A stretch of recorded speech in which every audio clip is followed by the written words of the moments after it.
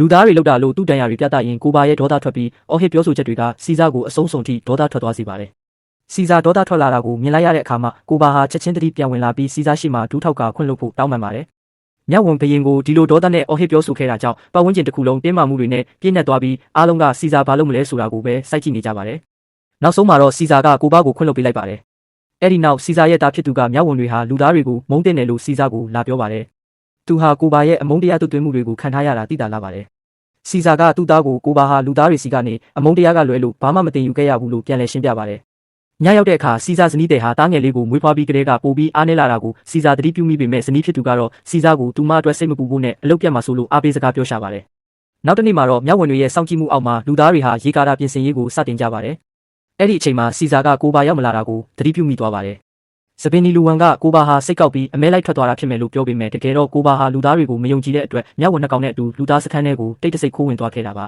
။အဲ့ဒီမှာကိုဘာဟာလူသားတွေဝတ်ထားတဲ့လက်နက်အမြောက်များကိုရှာတွေ့သွားပါတယ်။ဒီလက်နက်တွေဟာမြောက်ဝန်တွေကိုအပြတ်သက်ချေမှုန်းနိုင်တဲ့ပမာဏပါပဲ။ကိုဘာအံ့ဩနေတော့မှပဲအနောက်ကနေလူသားတွေရဲ့အတန်ကိုကြားလိုက်ရပါတယ်။မလုံနဲ့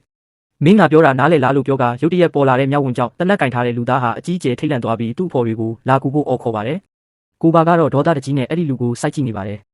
လူသားနှစ်ယောက်ကဒီမြောက်ဝန်ကိုအသေးပြစ်တက်ရမလားလို့တိုင်ပင်နေတဲ့အချိန်မှာကိုဘာဟာအသက်ရှင်ဖို့အတွက်ညံသုံးပြီးအယူမြောက်ဝန်တကောင်လိုဟန်ဆောင်လိုက်ပါတယ်။အိမ်ပြန်လမ်းပြောင်းနေတာလားသွားထွက်သွားတော့မြောက်ဝန်အစုပ်လေးလိုလူသားတွေကလောင်ပြောင်ပြီးကိုဘာကိုလှုပ်ပေးလိုက်ပါတယ်။ကိုဘာဟာဒီလက်ကွက်နဲ့လူသားတွေကိုအောင်မြင်စွာလှည့်စားနိုင်ခဲ့ပါတယ်။ကိုဘာဟာသူ့ဖော်ရီစီပြန်ရောက်တာနဲ့လူသားစခန်းမှာလက်နက်တွေအများကြီးဝတ်ထားတာကိုစီဇာကိုချက်ချင်းပြန်ပြောရမယ်လို့ဆိုပါတယ်။အခြားတစ်ဖက်မှာတော့မဲကွန်တို့အဖွဲ့ပိုက်လိုင်းတွေကိုပြင်ဆင်နေရင်းမတော်တဆပိုက်လိုင်းပြိုကျသွားပါတယ်။သူတို့အားလုံးအပြက်စီးတွေအောက်မှာပိတ်မိနေတော့စီဇာကရောက်လာပြီးသူတို့ကိုကယ်ထုတ်ပေးခဲ့ပါတယ်။လူသားတွေဟာစီဇာကိုအလွန်ကျေးဇူးတင်နေကြပါတယ်။အဲ့ဒီအချိန်မှာစီဇာရဲ့သားငယ်လေးဟာသူ့အကိုလက်ထဲကရုံထွက်ပြီးလူသားတွေရဲ့ကိရိယာတစ်တာစီပြေးသွားပါတယ်။သူကတစ်တာကိုဖုံးထားတဲ့အဝတ်ကိုလှန်ကြည့်လိုက်တဲ့အခါအောက်မှာတနက်တက်လက်ဝတ်ထားတာကိုတွေ့သွားပါတယ်။အဲ့ဒီကောင်လေးကမြောက်ငယ်လေးကိုတားဖို့အပြေးလွှားရောက်လာတာကိုမြင်တော့စီဇာသားကြီးကသူ့ညီကိုရန်ပြူတော့မယ်အထင်နဲ့အဲ့ဒီလူကိုအတင်းတွန်းထုတ်လိုက်ပါတယ်။ဒါကိုအခွင့်အရေးယူပြီးထိုလူကတစ်တာတွေကတနက်ကိုထုတ်ယူကအဲ့ဒီမြောက်ဝန်ကိုတက်တက်ကြီးချိန်ရွေးလိုက်ပါတယ်။အဲ့ဒီချိန်မှာစီဇာကတနက်ကိုဆွဲကင်ပြီးထိုလူကိုရိုက်ချလိုက်ပါတော့တယ်။